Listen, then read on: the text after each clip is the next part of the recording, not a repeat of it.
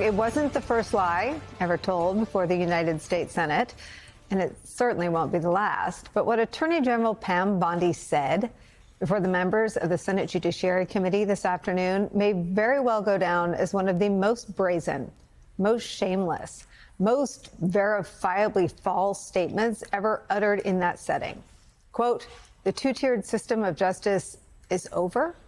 In fact, if Bondi's on-the-record testimony today served to prove anything out in public, anything at all, it is that a two-tiered system of justice has very much been operationalized, is the new reality in the United States of America right now. Just ask former FBI Director Jim Comey, whose recent federal indictment, initiated mere days after a public pressure campaign, was a frequent topic of inquiry this afternoon. Again and again and again, Bondi refused to answer questions on the matter, questions about Eric Siebert. He's the now former U.S. Attorney for the Eastern District of Virginia. He was forced to resign after he concluded that there was not sufficient evidence to indict Jim Comey. And questions about potential coordination between Donald Trump and the Department of Justice. Watch. The night before James Comey's indictment, you had dinner with the President of the United States. Pretty intimate group. Actually, there were a lot of people there that night. That's a great picture. Was James Comey discussed at that dinner? I love that picture. That's a great picture. And there were a lot of people there that night. I think the entire cabinet was there. Did you discuss James Comey with the President of the United States? He was sitting just to your left.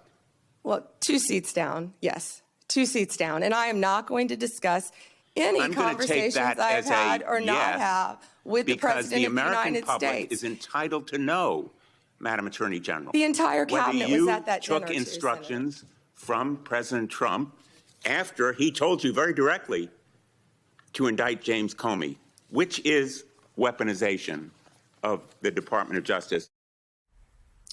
Her refusal to answer legitimate questions and, if anything, to seem to make a mockery of the setting and the body itself, and to refuse to address those questions regarding ongoing controversies at the Department of Justice wasn't just focused on the Comey prosecution. It extended to the latest reporting on Donald Trump's border czar, Tom Homan, and allegations that he accepted $50,000 in cash from undercover FBI agents last year. What became of the $50,000 in cash that the FBI paid to Mr. Homan in a paper bag, evidently?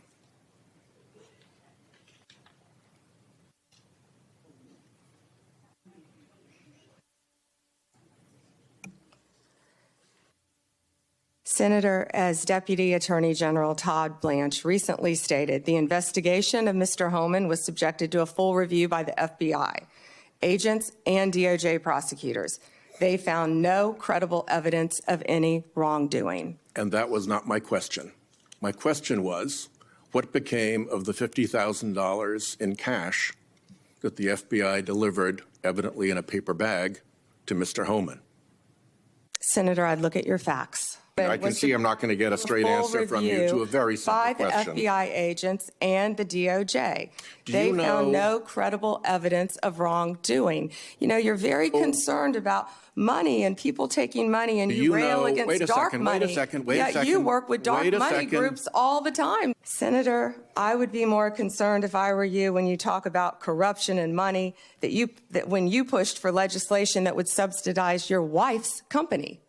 The questions here are actually pretty specific. So having you respond with completely irrelevant far-right internet talking points really is not very helpful here. Another exhausting non-answer, seemingly read from some sort of opposition research book that didn't meet the caliber of something on a congressional campaign, from a sitting attorney general today, who was far more concerned with launching those ad hominem attacks on Democratic lawmakers exclusively, the ones asking the tough questions, than she was in doing what her job says she should do, which is answer questions in that setting, and what she said she would do, which is to end a two-tiered system of justice. It's where we start today with some of our favorite reporters and friends. MSNBC Justice and Intelligence correspondent Ken Dilanian is here. Also joining us, former top official at the Department of Justice, MSNBC legal analyst Andrew Weissman's here, and former Democratic Senator, MSNBC political analyst Claire McCaskill's here. Claire, I'm going to start with you because I think you're the only person here who may have recognized her attacks as just run-of-the-mill sort of flunky campaign-level oppo that was in her binder along with a bunch of prepared statements. I've never seen that before. Have you? Oh, no. I've never seen anything like this by a low-level witness off the street, much less the Attorney General, the sitting Attorney General of the United States. And you're right. It's low-level oppo BS. But here's the thing that's stunning about her testimony today. I am shocked that no Republican on the committee spoke up when the Attorney General of the United States spent the entire time of her questioning by Democratic senators screaming, refusing to answer basic oversight questions, and attacking them with ad hominem, not factual attacks that were personal in nature. And no one said a word on the Republican side, especially the chairman of the committee, Chuck Grassley. This never would have been allowed to go on when I was in the United States Senate. There would have been a bipartisan effort to stop that witness in their tracks. That's how far the Republican Party in the United States Senate has fallen. And the members of that Judiciary Committee with an R behind their names, they are single-handedly, brick by brick, undoing the power of the Senate to have oversight in one of the most legendary committees in history. And they are permanently impacting the ability of our democracy to function as our founding fathers intended. And it was a shocking display, and it was so stupid and ugly and frankly embarrassing. I'm really surprised no one spoke up, not one of them. Ken Dilanian, you were monitoring this for us. I guess I would point out the mission was obviously to vamp for Fox News clips. She probably scored high marks for that endeavor. I'm sure she'll look great tonight. But Trump is sitting at a 37% approval rating, and one of the most unpopular things he's doing is weaponizing the Department of Justice. 70% of Americans oppose sort of a vague question about weaponization, and the number goes higher when you put in indicting Jim Comey, indicting these people. He doesn't even bring along all of the people who voted for him less than 1 year ago. What was this about, in your view? It was about not answering questions, Nicole, first and foremost, because these were questions that were that the answers to which I think really put the Trump administration in a very difficult position. Why did you fire the U.S. attorney who wouldn't bring the case? Did Tom Homan take the money? These are questions they don't want to answer. And so the strategy was, as you said, to read from an oppo sheet and to attack each senator individually. And, you know, you could debate about whether the Democrats had a good strategy to rebut that. I personally don't think that they did, although some did better than others. But you're right. Claire is absolutely right. We've never seen anything like this before. Christopher Wray used to go up there and get railed by the Republicans on the Hill. They would attack him left, right, and center, making baseless allegations, and he would just sit there and take it because that's what he thought was his role as FBI director, not to fight back, not to read from an oppo sheet, and no doubt he could have as the FBI director.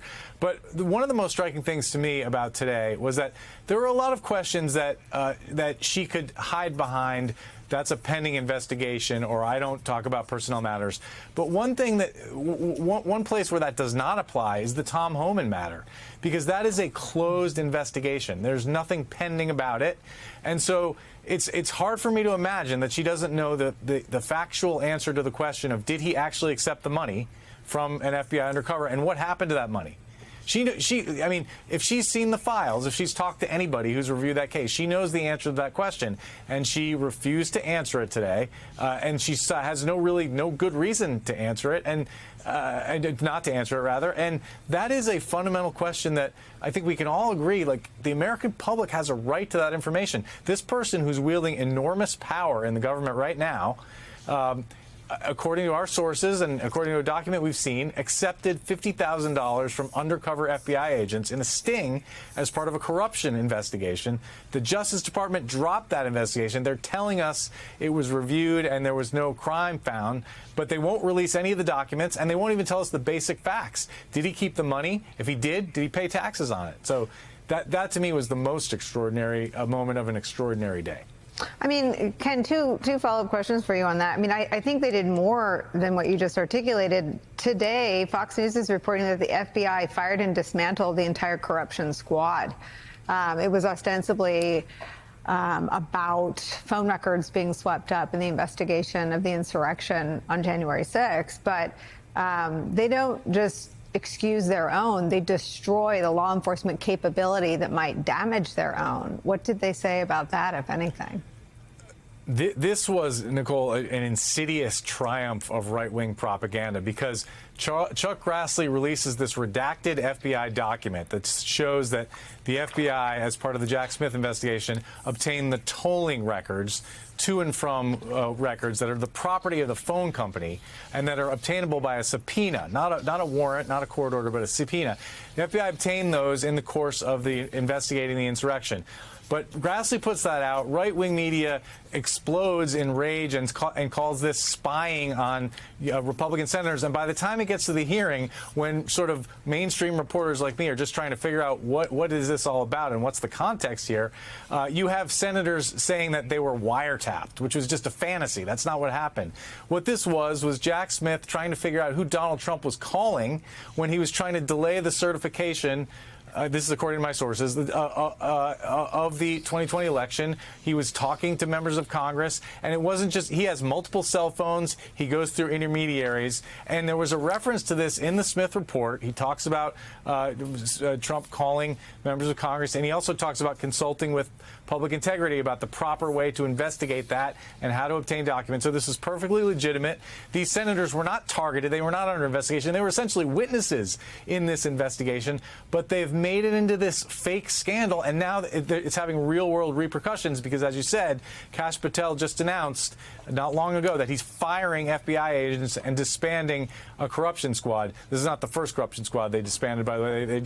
They had previously disbanded one in the Washington field office whose job was to investigate corruption in Congress, ironically enough.